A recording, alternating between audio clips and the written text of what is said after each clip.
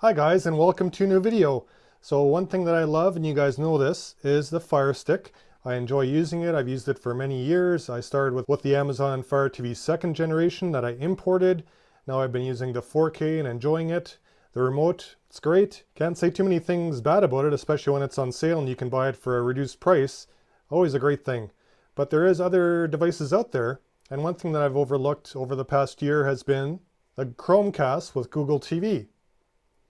So I've actually had this for over a year. It came out in, I believe, September of 2020. There still hasn't been an updated one yet, but there supposedly is going to be one coming this year. So is this still relevant in 2022? Even this model? Let's find out.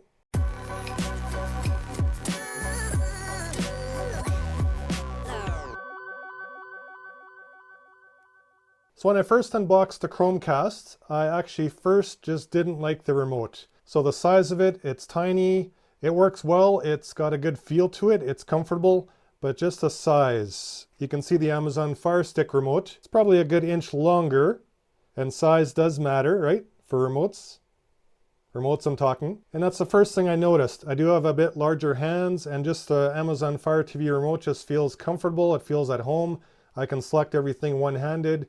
And it just feels right. It just feels like a good remote. So I have been giving this one a second chance, the Chromecast. If you're a Google user, it's definitely a good thing to have a Chromecast. You can just cast easily from your Android phone. So I switched from Apple to Android, so very easy to do that with an Android phone. It just works.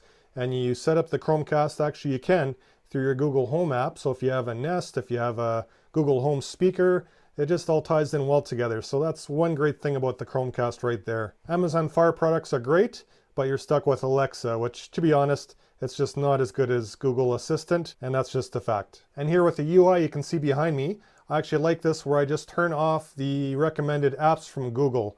So there it says right at the bottom, apps only mode is enabled. You can adjust this in settings, accounts, and sign in. And then you can actually just turn all the other junk off, which Amazon, I really just am getting sick of the home screen with all the stuff on there, all the clutter. You still just have a little strip of apps. Same thing here, but at least you can get rid of all the stuff from the top and the bottom. Here on the Chromecast, all you have is this here, which is easy to ignore. You can just stick to your apps. And still very easy, just like a Fire Stick, to enable third-party apps. So you just get the downloader from the Google Play Store. You enable unknown sources, just like a Fire Stick. And then you can get apps such as this, third-party apps. So it's very easy to enjoy third-party apps on the Chromecast, just like the Fire Stick. But again, storage is a nuisance. The 8 gigs that both have are just too small nowadays, so hopefully for 2022 this year, the Chromecast will get larger storage.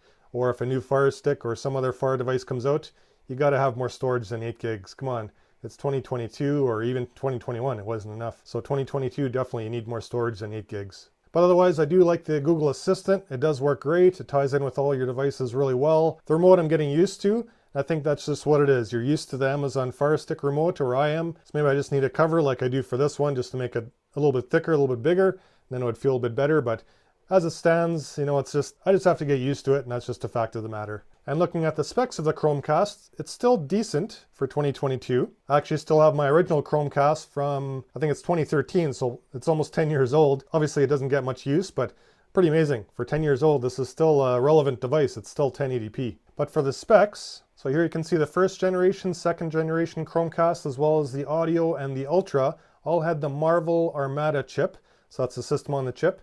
The Chromecast with Google TV switched to Amlogic, which I think is a great idea.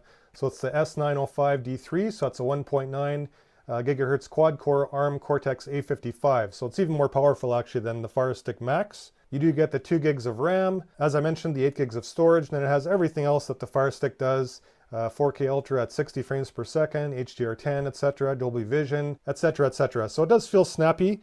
Still in 2022, it feels like a snappy device. It doesn't feel like there's any lag whatsoever. Apps load quickly, they install quickly. I have no complaints whatsoever with the power. I would just like to see more storage mainly. And there is actually some rumors right now on the Chromecast for 2022. So this is thanks to Android Authority. As of January 24th, they said news broke that the rumored new Chromecast could be a lower end model, so it could be 1080p streams, just to differentiate from the current model, which supports 4K. So who knows if they'll do that, if they'll have just the standard one now and keep selling it and have a lower tier model. But it also says the new Chromecast with Google TV could support the AV1 codec, which is lacking on the newer one. and that's really what they're pushing for YouTube, so it's surprising that it doesn't have that. Then just further down that same article, so obviously nobody knows a lot about it, but there was rumored in 2020 for the Chromecast with Google TV that it was leaked to be called Sabrina, and now it's leaked to be called Boreal for the newer one. So that seems to be concrete, that there is something coming. There is something in the pipeline coming up that is codenamed Boreal. So kind of exciting.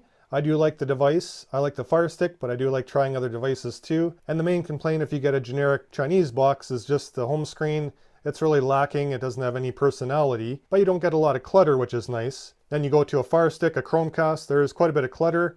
Luckily the Chromecast, you can get rid of some of it. Then there's also another tier of devices which are awesome, but the MeCool, the B-Link, the Buzz TV, great boxes that also serve a really good purpose, and they're really nice as well. So they're definitely high quality. And of course the NVIDIA boxes are there, the Shield TV and also the Shield Pro. Awesome devices, top tier devices. So there's definitely a lot of boxes out there, a lot of sticks out there, a lot of competition. And I think right now the Amazon Fire Stick and the Roku sticks are still the most popular devices in the US. And then next to that would probably be the Chromecast.